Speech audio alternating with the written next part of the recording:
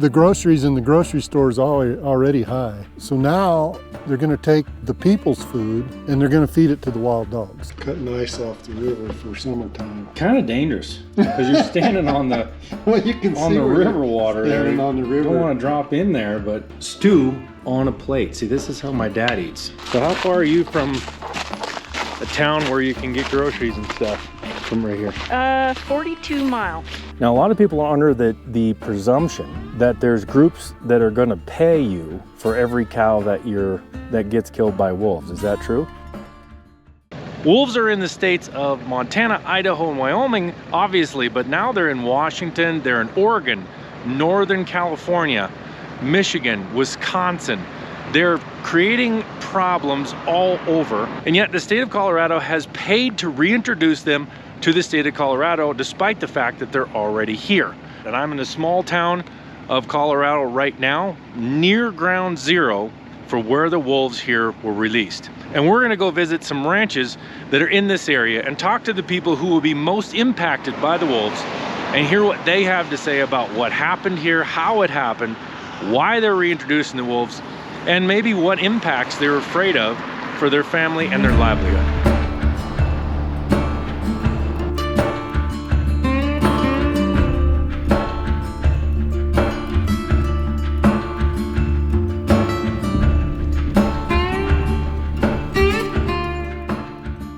Now this is Rod, and he ranches up here pretty much near the ground zero of where they put the wolves, aren't you? Yeah.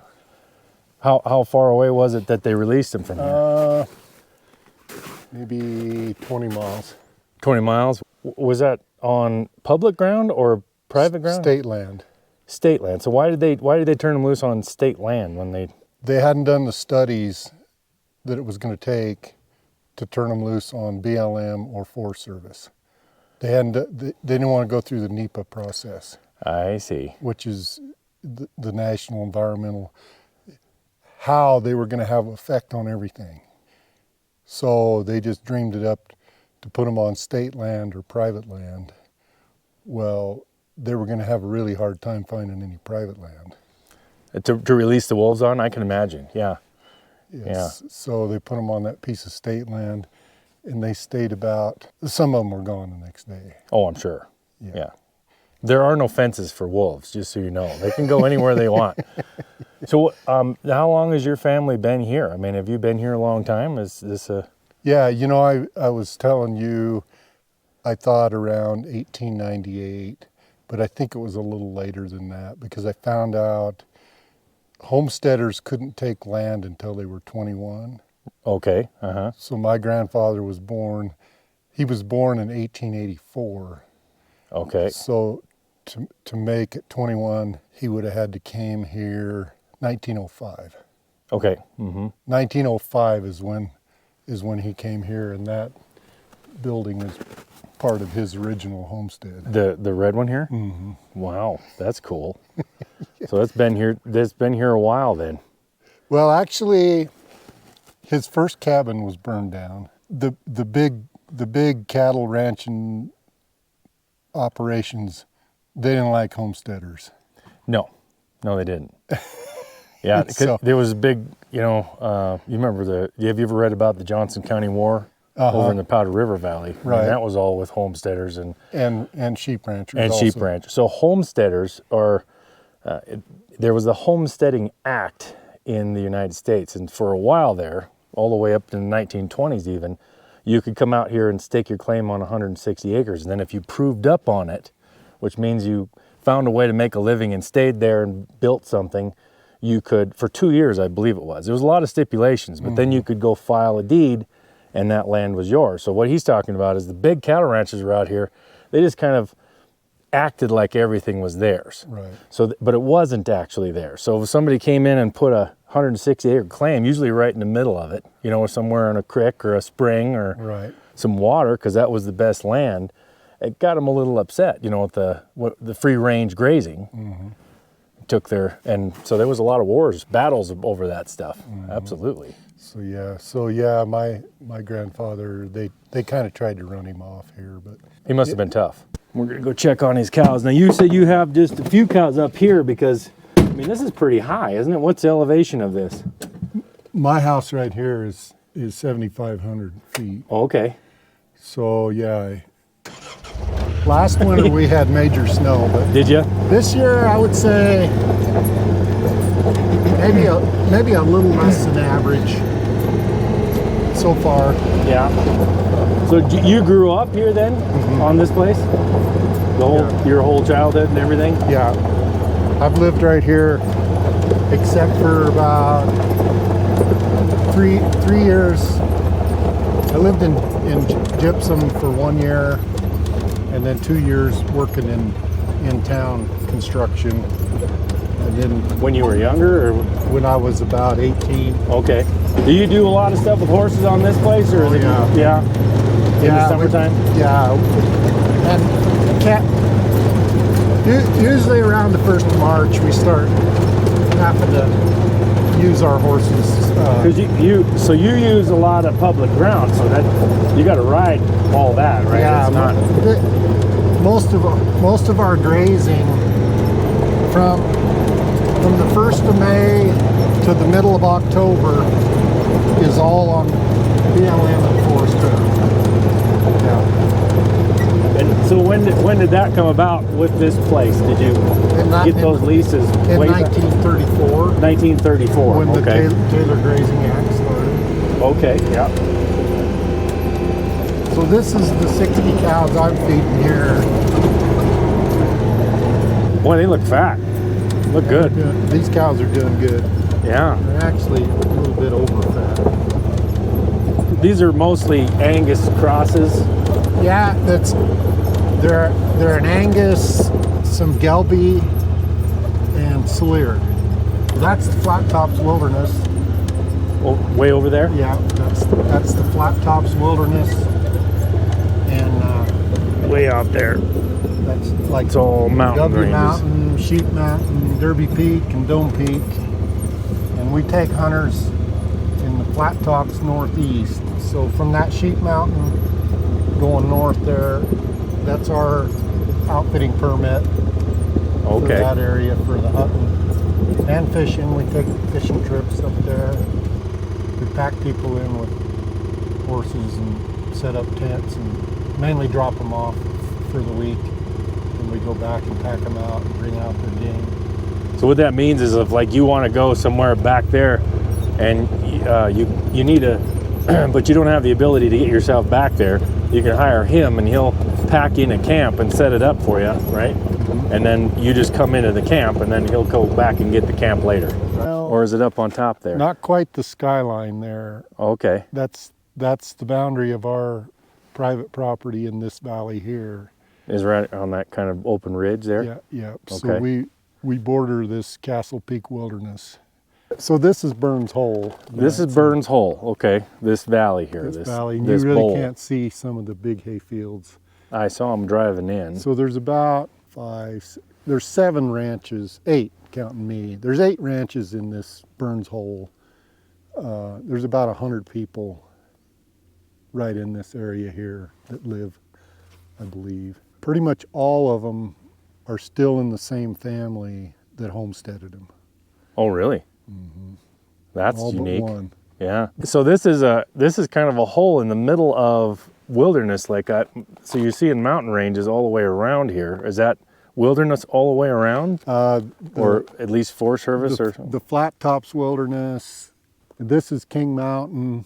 And then this is the Castle Peak Wilderness. I don't know if you can quite see where the wolves were turned loose. Past the power poles there, where the V in the valley is. Up in there is where they put the first 5 that they brought in. And then that's right up in there, huh? Yeah. Up high, up, yeah. and that. You can't quite see it, but that, Okay. the other side of that pointed looking hill with the timber is Black Yep. Mountain. The other side of McCoy. Right And down there. the other side of it's where they turned them loose. Okay. Well, down here in Colorado, we have Colorado Parks and Wildlife, and Okay. they have a director of that. But they also have what they call their Wildlife Commission, which is appointed by the governor. The governor in Colorado is a staunch environmental animal rights. His partner, which is not a woman, is very staunch animal rights activist, and he was kind of one of the big pushes for the wolves coming back to Colorado. So right now we know there's 2 on the north side of this King Mountain. They've showed up from the release. They've got them collared, and they get a signal off of them every 4 hours. So 2 of them showed up on the north side of that King Mountain.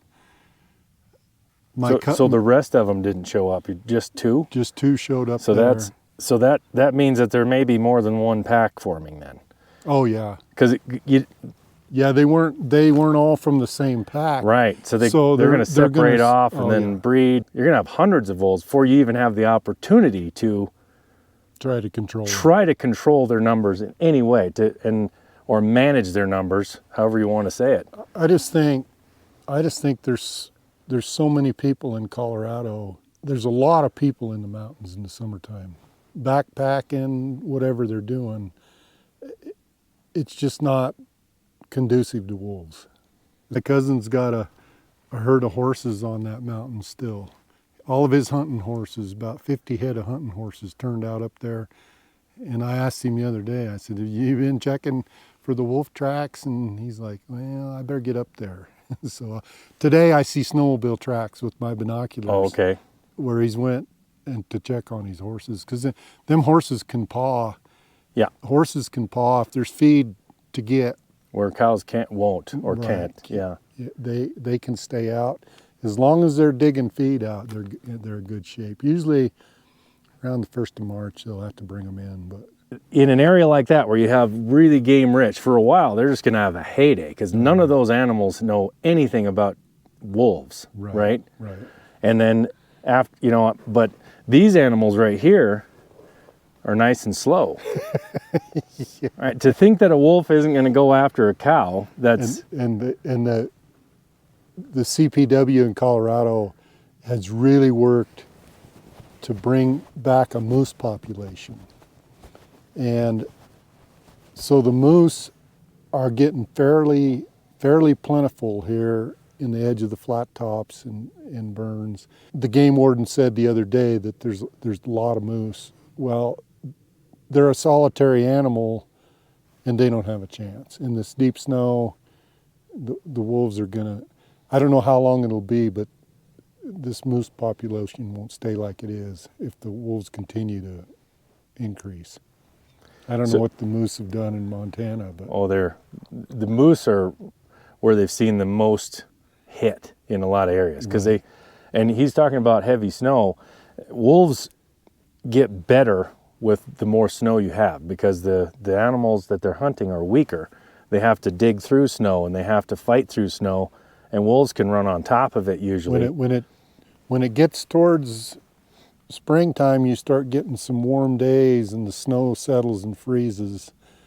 Them wolves will run on top, like coyotes and wolves will run on top of the snow, and the game's still breaking through, and that's when it's just a death sentence. And they can't find as much to eat, so animals have to dig through that crust too.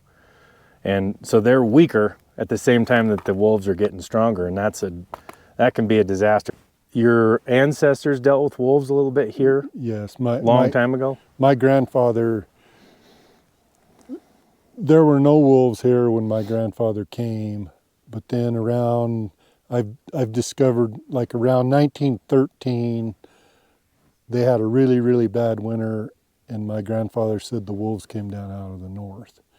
And then they fought with them and had livestock killed until about 1940 is when they got rid of them here.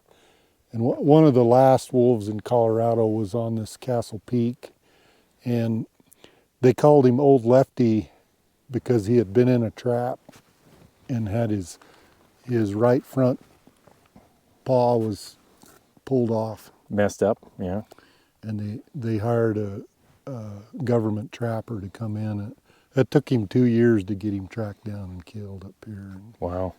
Yeah, so Well, my wolves grandfather are was in on it. really hard to hunt. Just because they travel so far, they might be 15 miles that way, and the next day they're 15 miles this way, and that's a lot of country to cover. Plus, they can smell and they're smart. And yeah. smart. So you're a rancher, so you got concerns for your cattle, I'm sure. Oh yeah. But then you also outfit. So what can that do to your business? I mean, well, every time a wolf kills an elk, it's taking an opportunity from a hunter. Mm-hmm. I read that wolves will kill. Each one eats around 22 game animals a year between elk or deer.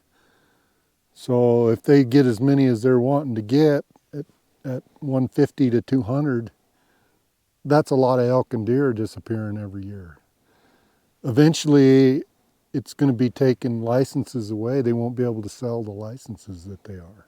Our hunters they're kind of based on success.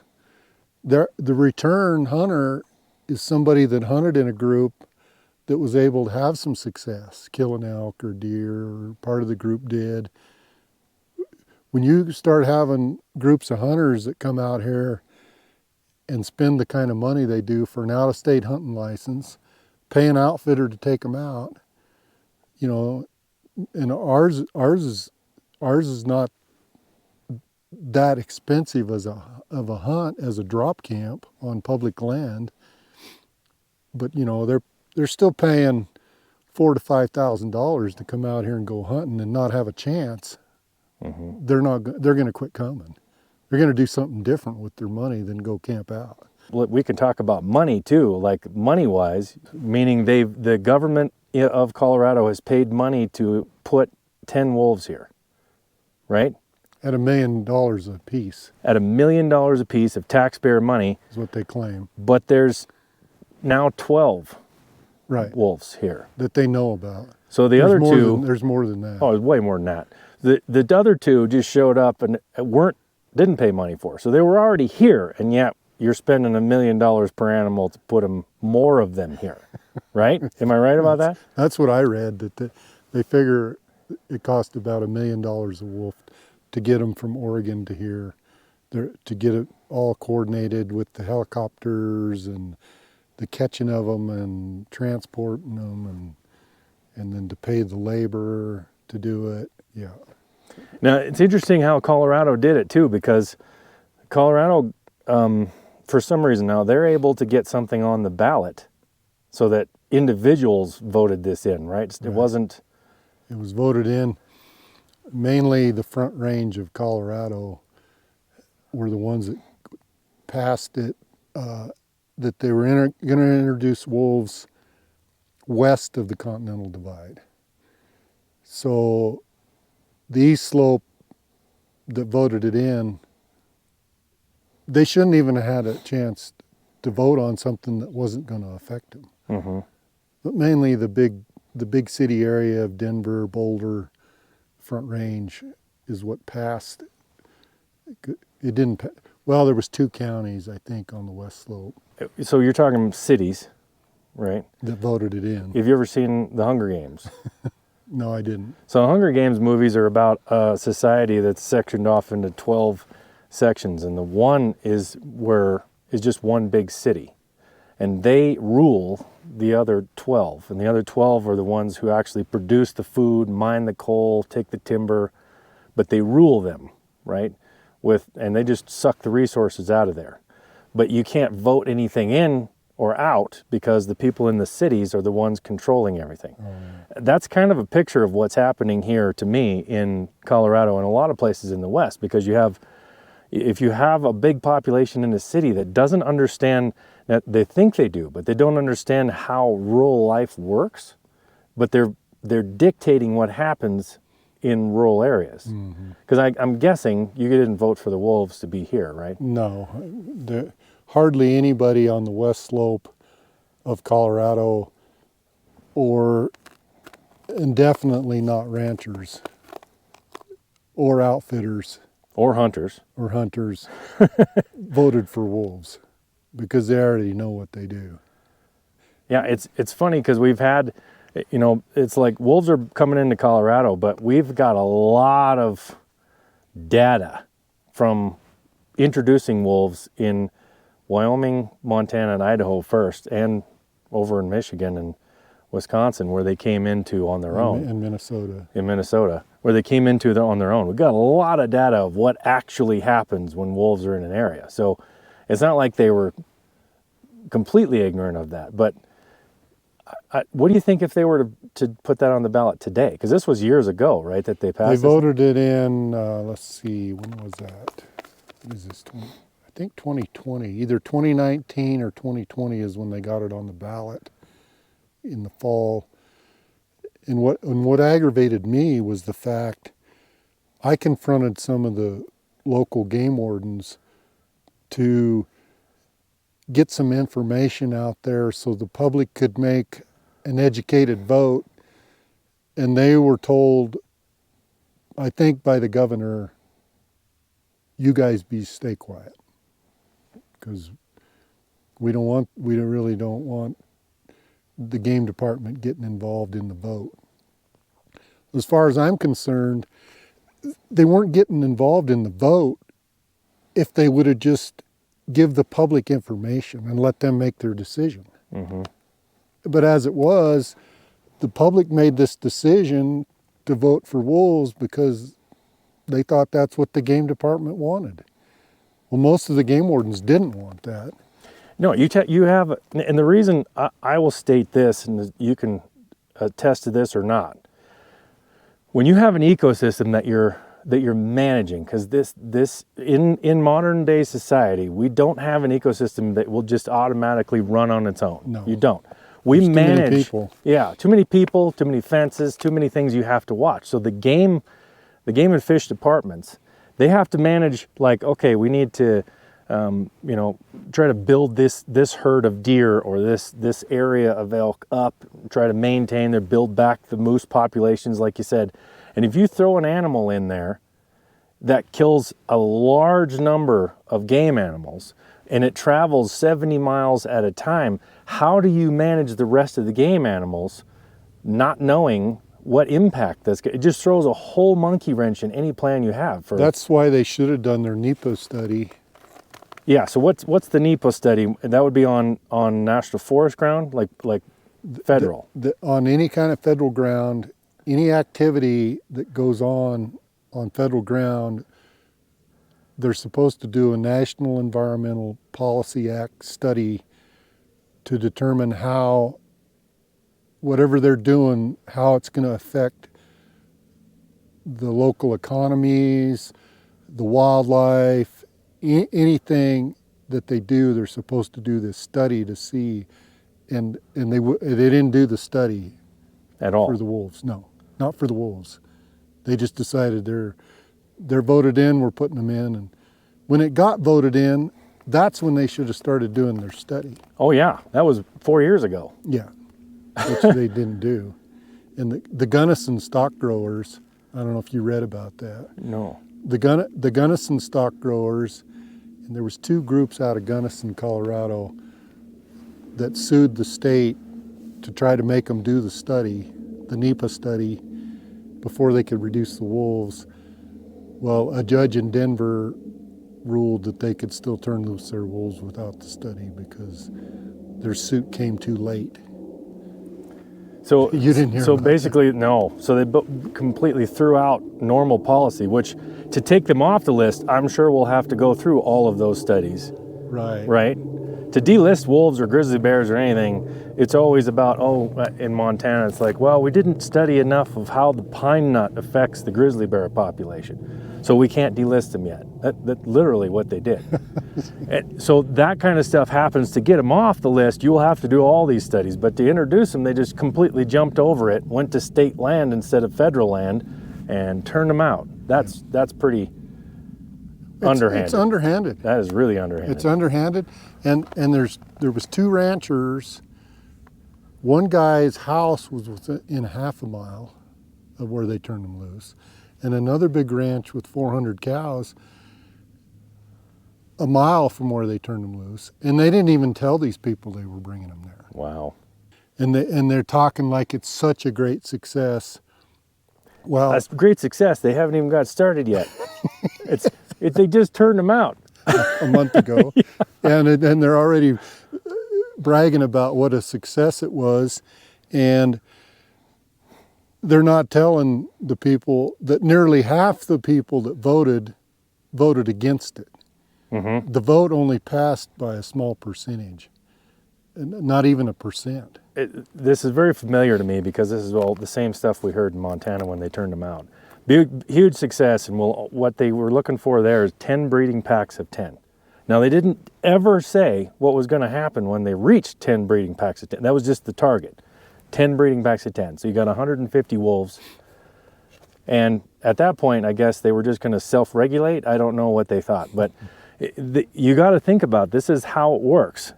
And then for a while, for several years, as the impact of the wolves, when you have a small number of wolves, it's not felt as much. So they can say, well, they're not low impact on the wildlife and everything. As you and I well know, they're going to protect these things like crazy now. Oh yeah. Right? Yeah, it's a major fine. It's a major fine if you, well, in Colorado, they've instituted what they call a 10J rule. The U.S. Fish and Wildlife Service has instituted this, what they call a 10J rule. So if you have wolves attacking livestock, you can now get a permit, but they won't define what a chronic depredating wolf is to be able to get rid of it with the 10J rule. In this Don Gettleson in Walden, he had a calf attacked the other day in December, and he asked them to institute the 10J rule on these two wolves. They've got a history of killing livestock and people's stock dogs, but they won't do it.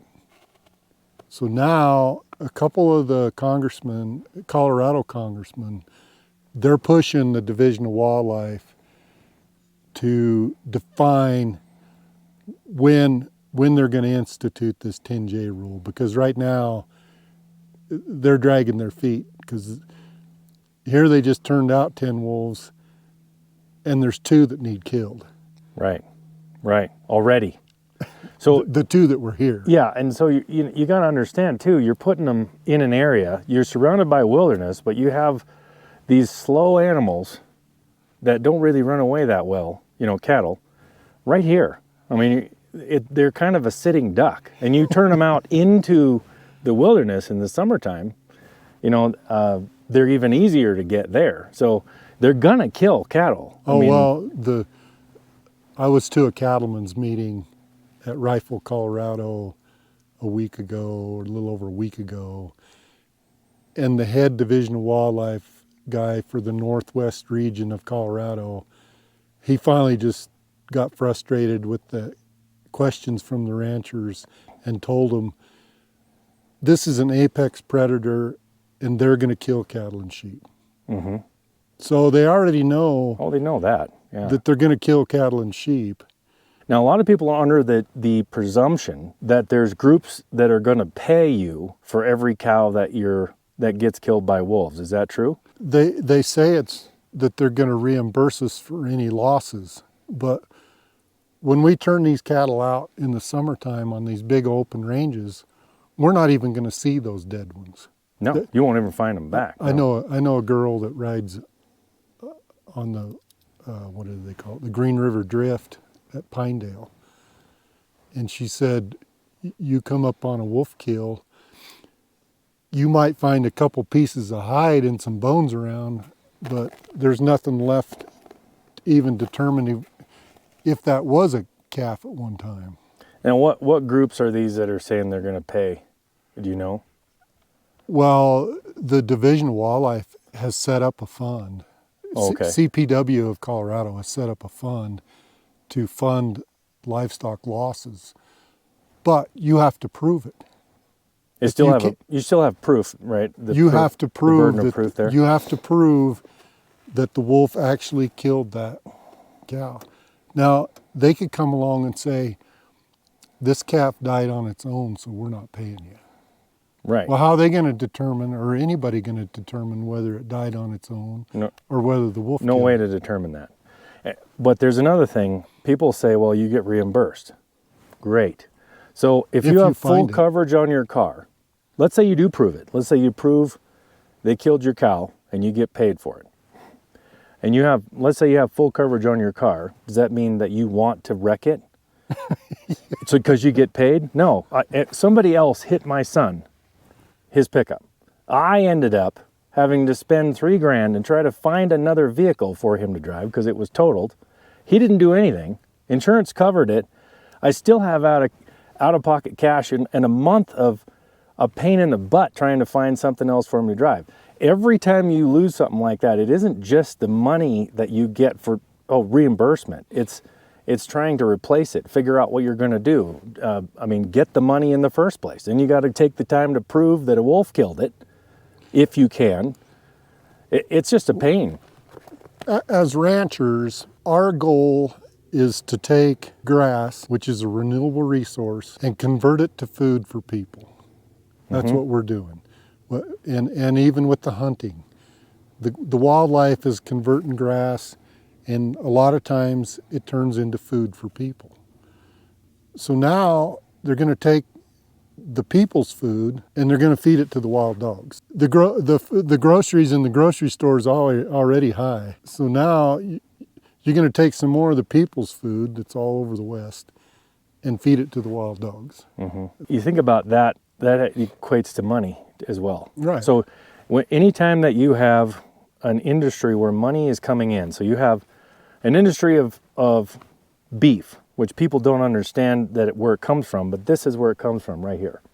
Some of it. Ranchers and farmers all over the United States and the world raise cattle, and then they make their money by selling the cattle, which are then butchered and put in the grocery store for you to eat, right? That's an industry. But when you then replace that with having, let's say you have 3 cows that are killed and you prove that they're wolves and the government has to pay you, that's money that comes from somebody's taxpayer dollars. They didn't get anything for it. They actually worked to pay taxes for that. That then none of that meat ever made it to anywhere near bringing in money. Right. Hunting is the same way. People that come out here to spend $4,000 or $5,000 to go hunting, they stop and stay at a hotel. They buy things at the stores. They buy fuel. They shop they eat at restaurants. So when you're driving through an area to go hunting or you visit an area, you're putting money into the economy. So if wolves take out some of those game animals, It reduces somebody's paycheck. it reduces somebody's paycheck in the area, but then you're never coming down just the amount that you're losing. You're actually going twice that far. It's going to change the landscape and the financial aspect of Colorado greatly.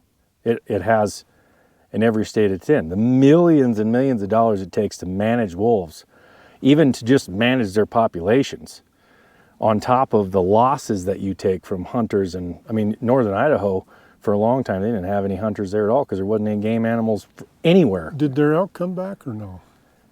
They've come back some. So why? Did they reduce some wolves or? they reduced a lot of wolves. Oh. They hunted a lot of the wolves in northern Idaho and across that northern part of Montana, but not for a long time, until everything was gone. Now, nobody ever talks about deer when they talk about wolves, because they just focus on the elk for some reason, but our mule deer populations are devastated all across Montana, not only from wolves, but when you have a game animal that used to be so prevalent is having problems, and then you have predators that are killing the rest of them in certain areas. Some of the strongholds that we have of mule deer are being taken down by wolves too, and mountain lions. There's a huge overpopulation of mountain lions there too. That's the next thing in Colorado. They're going to do away with the lion hunting. They want to try to get the lion hunting done away with. And humans are part of that food chain. They're part of the food chain for game animals. So when you add the more predators you add, the less game animals there is for humans. Yeah, it could supply itself. It wouldn't balance out anymore. It's never going to be a balance. There's no way it's going to be a balance like people think it is. If the predators overpopulate, they kill off.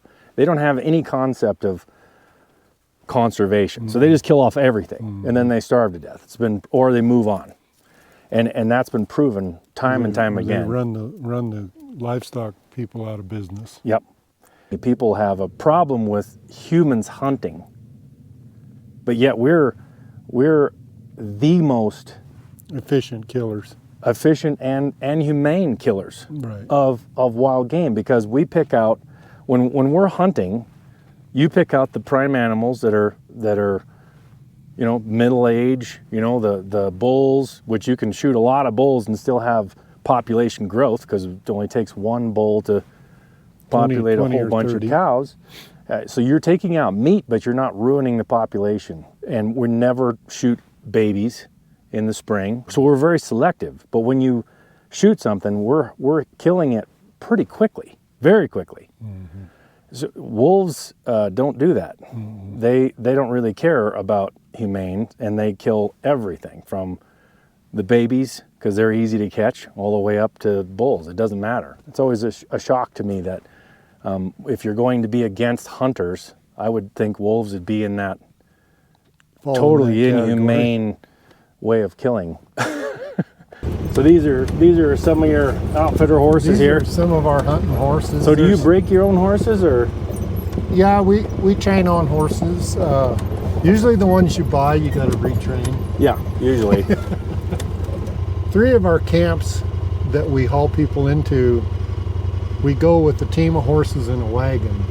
Oh, cool. So we can go up here 1 mile, and then we throw the hunter's gear on a little wagon, and there's 3 camps that we can go to. So that's one of our workhorses, to pull the wagon to haul the hunters into the camp. Okay. And you have a team then? Yeah. 2? Well, we got 4. 4 Right of them? now we got 4 workhorses. I've got 2 of them, and Steve's got 2. Oh, okay. I bought this pony for my grandkids Oh, yeah. this fall. There you go. Everybody's got to have a pony. That's right. But you have to break horses when you were young too? Oh yeah, when I was a kid, I broke a lot of horses. Yeah. I'm getting too old for that. Yeah, it's a little hard on your body, isn't it? How long and why do you outfit? I mean, it's one of the things that ranchers do. Quite a few ranchers do. Well, because you've got to have some kind of business that supports your cow habit. Mm-hmm. Yeah, so is it about 50-50, you think, for income from your Oh outfit, no, and then or is it more? The cattle produce probably, the outfitting's maybe a third of what we make. Okay. But if you didn't do outfitting, you'd have to get a job somewhere. Well, or something, huh? my dad said for years and years that if it wasn't for the hunting business, he would have never been able to stay here. Yeah. If he wasn't taking people hunting, he would have never made enough money on cattle to be able to stay here. Especially high country like this, where you got to feed so much. Yeah. The price of hay varies every year, but about $300 a cow. Yeah, that's a where we're lot. at I mean, that's about what we have in Montana too. to get them through the winter. Yeah.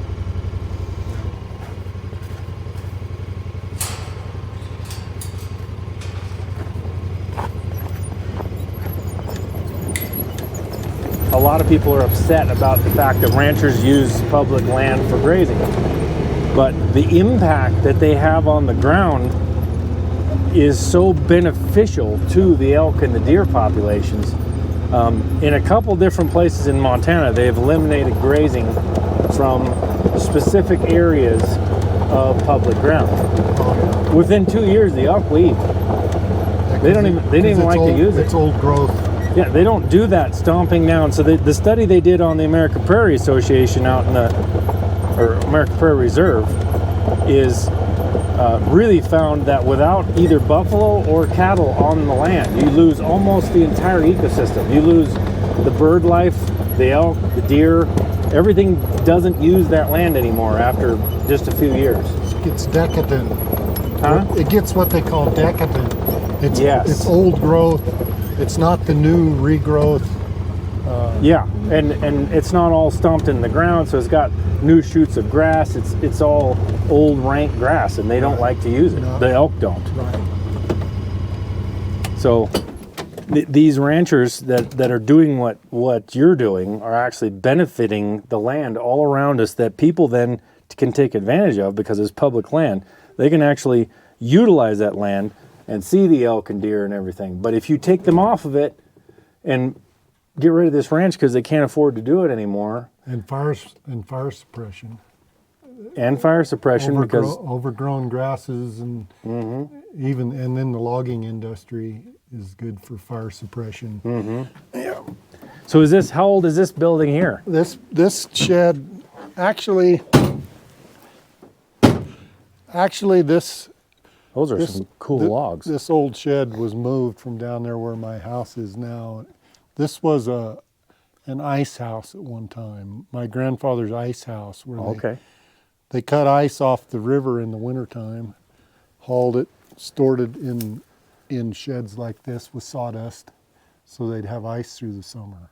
Have you heard of the ice houses? Yeah. So this was an ice house. And they use this to keep their food cool, right? Right.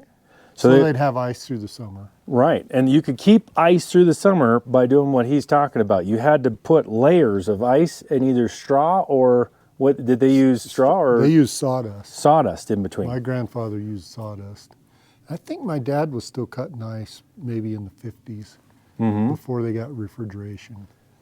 Yeah, because electricity didn't come here till probably 1950. Yeah. When they first got electricity here. Before that, they had a generator. Well, they did have a generator before that. Like a gas generator, I think, that they would use sometime, but they didn't have any refrigeration. So that's why they'd store. So, yeah, I actually jacked that old building up on some logs and drug it from down there up here, and I didn't want to tear it down. And it's probably 100 and... This building here it's over 100 years. Yeah, I'll bet. And so the ice thing, I mean, they say that the efficiency or the production of any farm or ranch went up 30% with electricity being put in. Because this is the stuff you had to do, like the amount of work that it took. Just to survive. Putting ice in there, you know? You had to go out on the river and cut ice all winter long. Take a team of horses, pull it down to the river 3 miles, I'll show you the pictures in the house. Oh, that'd be cool. Of them cutting ice off the river, and then they'd load it on the sled, pull it up here with the horses, pack it in there. Yeah, that's a lot of work. And that's just for refrigeration. I mean, you didn't have any other way to keep your food for long term. My dad said there's a lot of crowbars in the river. Well, I'll bet they're trying to pry that out of there and drop it in. Yeah. Yeah. So, but these are some of the original logs and everything. Yep. That's cool. Yep. Wow. You can see why he chose this spot. My grandfather chose it for 2 reasons. He had open water here on the creek all the time. Right. We don't have to chop water. Oh, that's nice. And it stays open all winter long. And the lady he married was from the ranch down below. Oh, I see. So you wanted to be close to them too, huh? Yeah. What we do for women, right? Yeah. The women we love.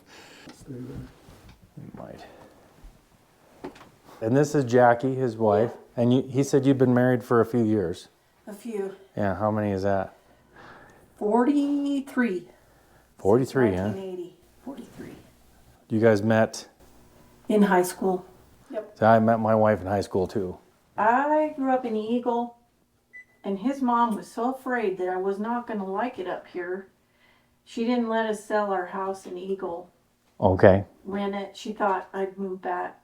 But I wish we'd have sold it while the market was up. I'll bet. Because I'm still here. Yeah.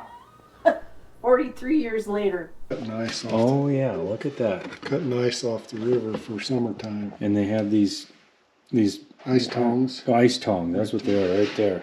Yeah.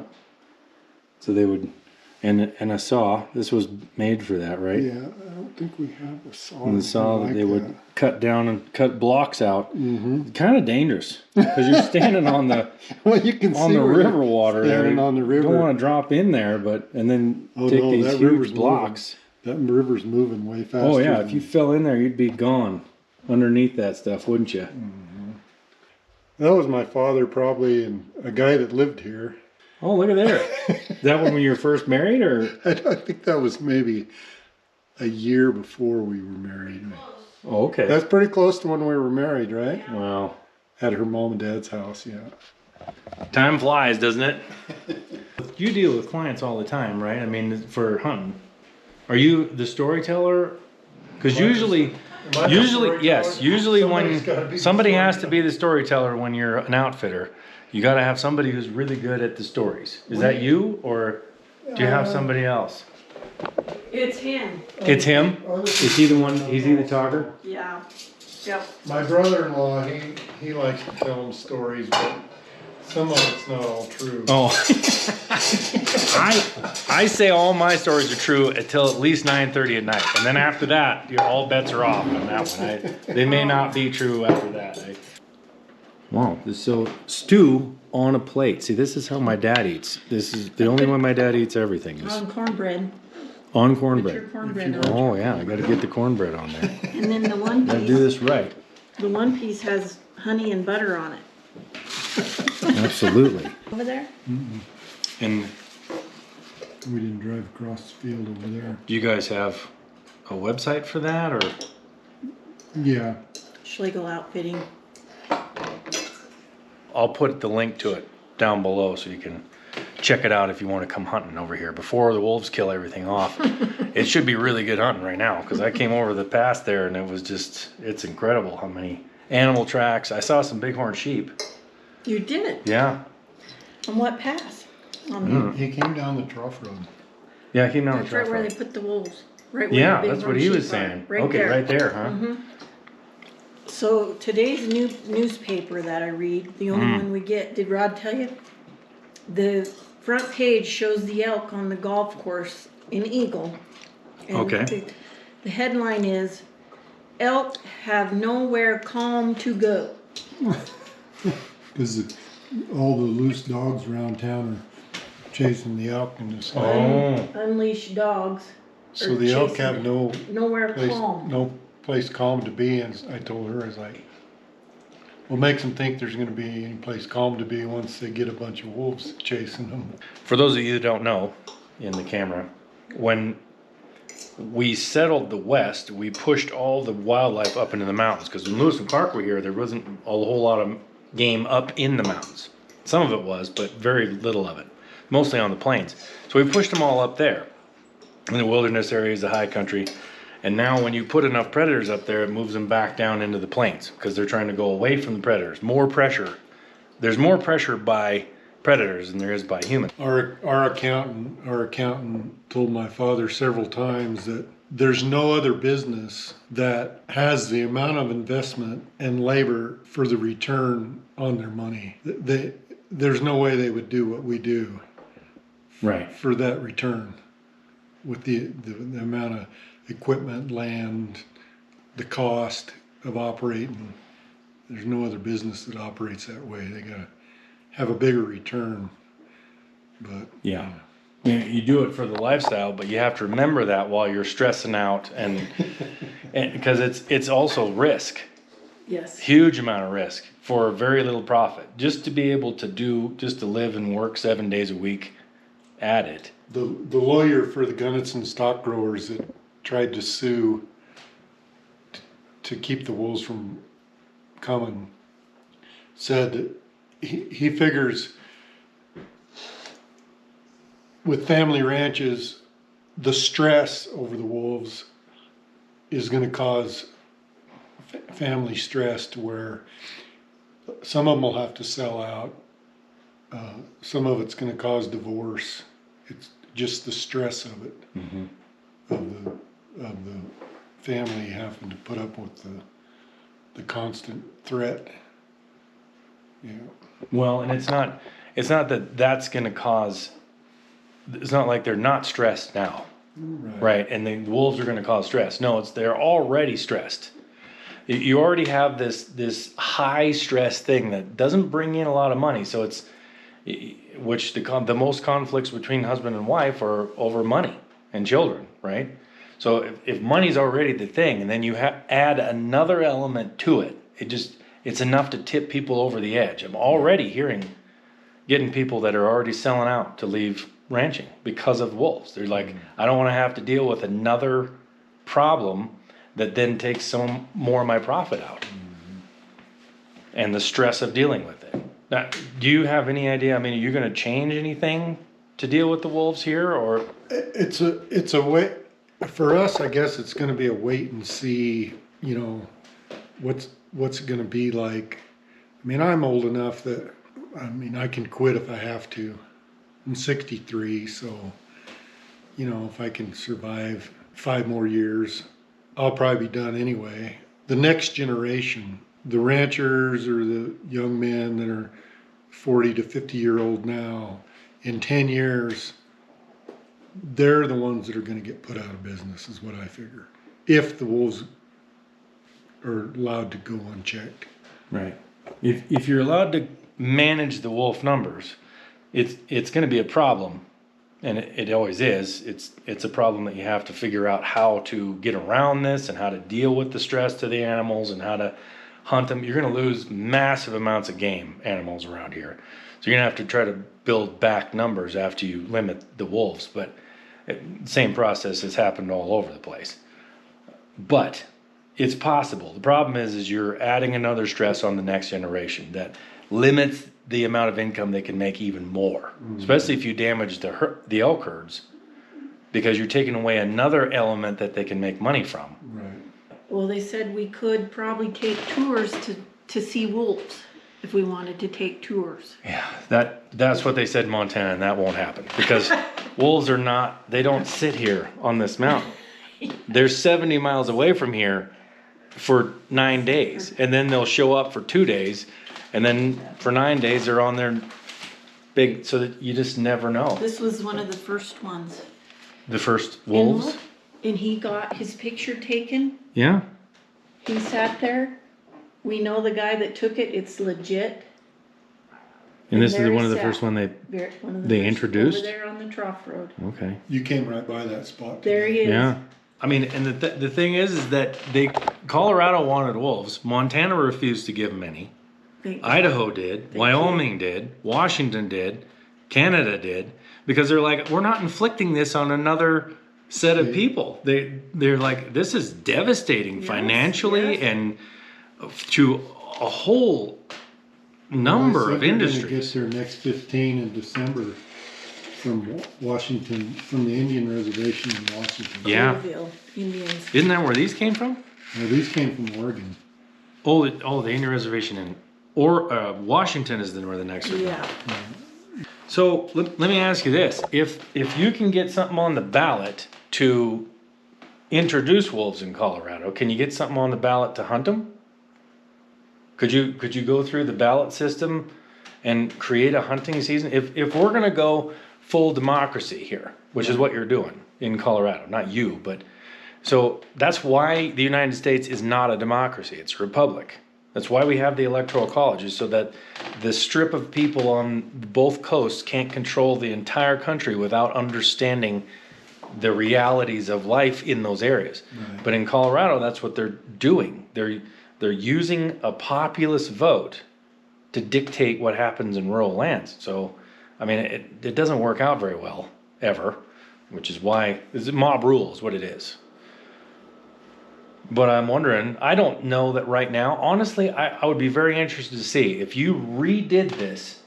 I don't think it would pass, because I think people have been educated enough now to go, well, number one, that we're not short on wolves in the first place. They're coming in here on their own anyway. Worldwide. Yeah, worldwide. Yeah, here too. It's not that they're endangered species list, and number two, that they're not these cute cuddly things, and that they're going to create a whole bunch of problems. But now it's a little late. But maybe you could put it, I don't have any idea, but maybe you could put it on the ballot to get a hunting season put on wolves. I have no idea. That might be pushing it, but mainly they need to get taken off the endangered species list in Colorado, since they're not an endangered species. But how are they on the endangered species list just in Colorado? because they're not. Yeah.